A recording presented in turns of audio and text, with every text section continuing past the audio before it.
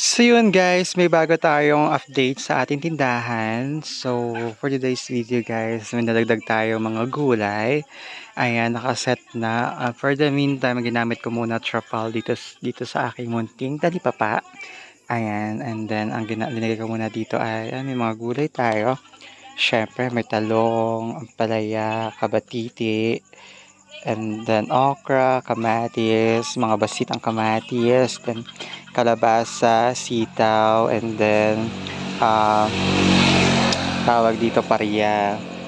So yan, and then syempre madilim dito kasi guys, kinuha ko muna for the meantime yung ilaw dito, walang ilaw dito sa labas. Ayan, so walang ilaw kasi nga linipat ko muna siya dito. And then bukas, magkakaroon na ng mga ilaw dyan ulit kasi lalagyan ko ulit siya bukas ng ilaw dyan. So makikita na ulit yung ano sa ating tindahan. So ayan. So medyo madilim siya guys, walang ilaw dito sa labas. And then bukas pa. Ayan, medyo madilim siya. So ayan. Ayan.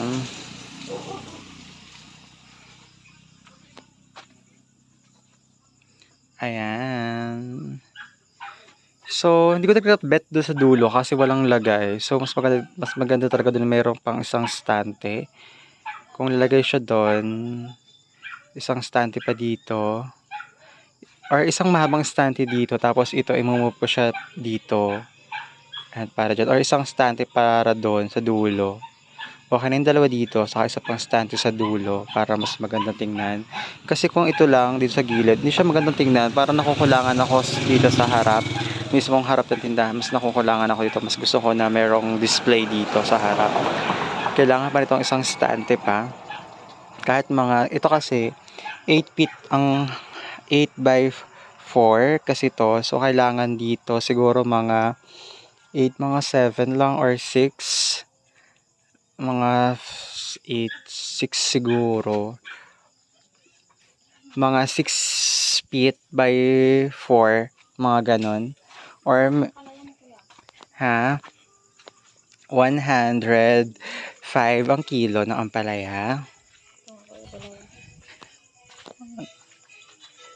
So, ampalaya, ayan, 105. So, 44.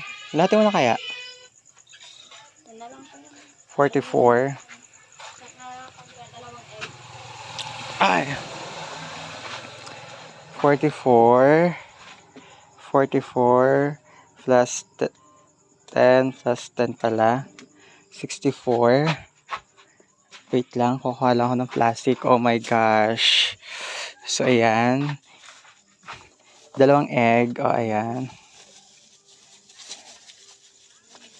Ayan. Oh my God. Ipagkakasyahan ko na siya. Ayan. 64, 136.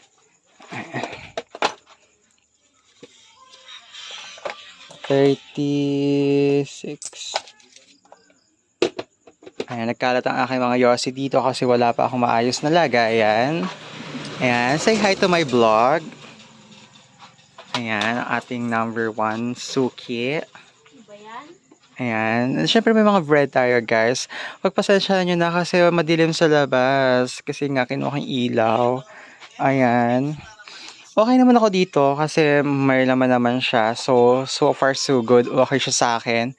And dito lang talaga pag titignan mo sa labas talaga kulang na kulang talaga. Kailangan ng stand dito sa likod. Kasi pag tingin mo dito halos wala ka nakikita higaan. Kasi dito rin kasi ako natutulog guys.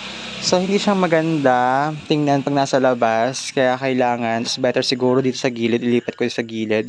Tapos dito kasi hindi rin siya maganda guys. Kaya kailangan talaga may stand para magpapagawa pa ako ng 6 by 4 na stand, siguro 6 feet by 4 na stand dito sa likod para nandyan lahat ng mga anik-anik na pwede kong ilagay. Marami akong pwedeng ilagay dyan, lagay na pala mga yosi, etc. Kailangan ko talaga yan guys. So, for the meantime guys, tsaga-tsaga lang kasi nagsisimula pa lang tayo makarecover.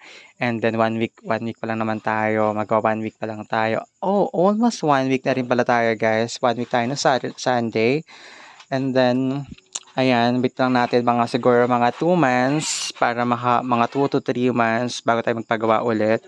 So, kailangan lang natin magtiyaga kung ano munang meron sa panahon ngayon kasi yun naman ang kailangan. Patience is a virtue, 'di ba? Sabi nga nila. Ayan.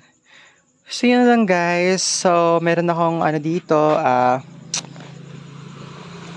meron ako dito mga tilapia, galunggong, bangus, manok, yan, sa mga longganisa, mga frozen food, yan, kompleto ako guys. So, kakaunti lang kasi kinukuha ko kasi at naka-chiller lang naman siya. And then, para kakaunti lang, para everyday bagong ating mga mga karne natin everyday kasi nauubos naman siya.